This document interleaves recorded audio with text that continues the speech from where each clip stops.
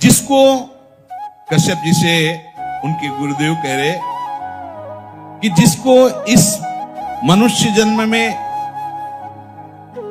पूर्व पुण्य कर्म या संत महात्माओं की कृपाओं से मुक्त होना होता है, उसके ऐसे लक्षण प्रकट हो जाते हैं। वो शरीर के जितने भोग हैं उन भोगों में उसका विचार प्रकट होने लगता है। कितना खाते रहेंगे, ये कितना देखते रहेंगे, कितना भोगते रहेंगे, ये प्रारंभिक विचार प्रकट होने लगता है। मन कहता है ये संयोग कब तक रहेगा, कितना कितना विचार, अंदर विचार प्रकट। उस विचार से उसके हृदय में इस शरीर और इन भोगों की जलन से मुक्त होने की इच्छा जागृत होती है।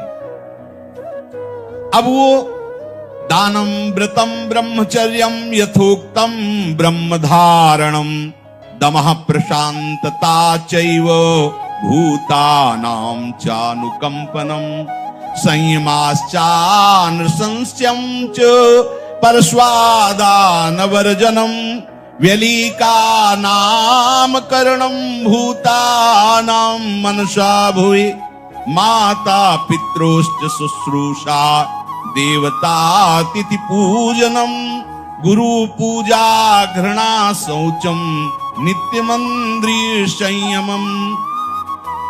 अब उसके हृदय में उदारता प्रकट होती है। क्या वो अब संयम में आने लगता है। कम आहार करना, सात्विक आहार करना।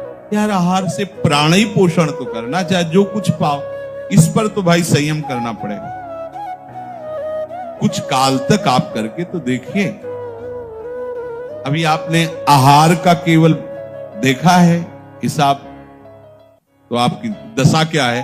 आप थोड़ा संयम में आइए और रसेंद्री के मांगे हुए आहार को कम दीजिए, मान लीजिए। ये जन्म थोड़ा इसमें लगा दीजिए, आप देख लीजिएगा।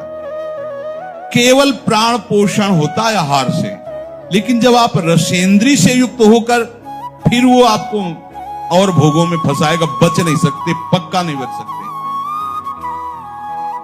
संभालना पड़ेगा, संभालना पड़ेगा। जब तक आपकी रसेंद्री ठीक नहीं होगी, तब तक आप हमारी बातों को धारण करने की योग्यता नहीं प्राप्त कर पाएंगे। समस्त इंद्रियों में चांचल्यता प्रकट करने वाली प्रमुख इंद्री रसेंद्री है जिह्वा। इसको संभालिए, संभालिए। जगह जगह ये बात शास्त्रों में पाई जा रही कि बहुत साधना में इसका योगदान है रसेंद्री का। बहुत संयम में रही। हमने बहुत से संत भगवान को देखा है। अब ये जो विचरण करने वाले महात्माओं घटना होती कि भाई 35 रोटी पा गए, ये पा, अब 8 दिन भोजन नहीं मिला तो 35 रोटी क्या करेगी? एक बार में पा लिया, फिर 5-6 दिन के लिए फुर्सत, वहां कुछ विकार थोड़ी आने की जरूरत है। हाँ, जब आपको बाल भोग मिल रहा है, राजभोग मिल रहा है, शयन भोग तीनों टाइम मिल रहा है, अल्पाहार, थोड़ा थोड़ा सात्विक आहार, भजन, हर समय आप बैठ सकते हो, ऐसी हो। अब वो ब्रह्मचर्य व्रत को धारण करेगा। उदारता, संयम, खान पान, ये सब, और ब्रह्मचर्य। सच्ची मानिए ये अलौकिक व्रत है। ब्रह्मचर्य धारण करने वाले को बादाम, हलवा और घी की जरूरत ही नहीं भाई, बिल्कुल सच्ची मानिए। जैसे तप्त भूमि में पैर कैसे पड़ता है, ऐसी बिजली रहती ब्रह्मचारी के शरीर में। बिजली 60 किलोमीटर बिना विश्राम किए चलते देखा है। पीछे भी चर्चा की थी, हम हार गए। कमंडल हाथ में छड़, ब्रह्माकार वृत्ति, चले जा रहे। कब आहार मिलेगा, कब विश्राम, कोई मतलब नहीं। आहार भगवदाकार वृत्ति। ब्रह्मचर्य अत्यंत आवश्यक, जिसे आप खिलवाड़ समझ रहे हो, ये बहुत बड़ी हानि है। जिन लोगों को ऐसा लगता है कि ब्रह्मचर्य छीण करके हम घी दूध पी करके या मकर और कौन सी भस्म और स्वर्ण भस्म, मकर ध्वज और क्या क्या, भाई ये सब उसकी पूर्ति नहीं कर सकते। ध्यान रखना, जो ब्रह्मचर्य आपका छीण हुआ, जो नस नाड़ियों का अभ्यास आपका गलत बन गया, उसको कोई भी भस्म, कोई भी औषधि कोई भी घी, दूध, बादाम, पिस्ता ये पूर्ण नहीं कर सकता। ध्यान रखना, जिन लोगों को ऐसा लगता है वो भ्रम में है, वो भ्रम में है, वो भगवत आराधन की योग्यता खो देंगे। ब्रह्मचर्य अत्यंत आवश्यक है। नींद पर काबू पाने के लिए, शरीर पर शासन करने के लिए, मन पर शासन करने के लिए, दिव्य आनंद का अनुभव करने के लिए ब्रह्मचर्य नींव है, नींव। भले आप गृहस्थ में हैं तो शास्त्र आज्ञा करता है संतान उत्पत्ति आदि के लिए। बस बहुत जन्म हो गए खिलवाड़ करते हुए, थोड़ा तो संयम में इस जन्म में आ जाओ, चाहे गृहस्थ हो चाहे विरक्त हो। ऐसी प्रवृत्ति जो हम अनेक जन्मों से करते आए हैं, वही इस महामहिम मनुष्य शरीर को प्राप्त करके हम पुनः गलती दोहरा रहे हैं। अब हमको वो करना है जो आज तक किया नहीं।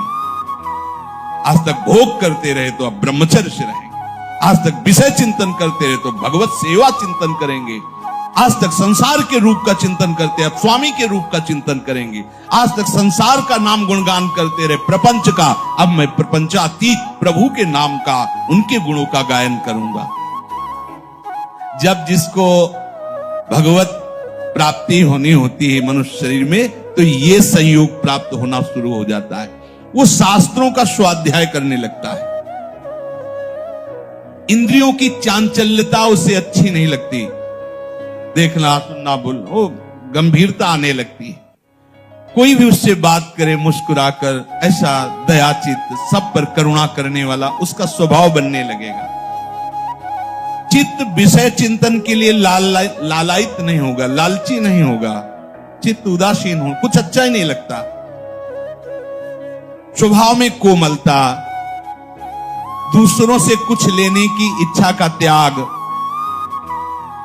किसी को भी मन से भी दुख ना पहुंचाने की सोचना, मन से भी किसी को दुख ना पहुंचाने की नहीं, किसी को मन से भी दुख हम ना सोचें कि भगवान देखो हमको गाली दिया, अपमानित किया, इसको ऐसा नहीं, ऐसा भी नहीं।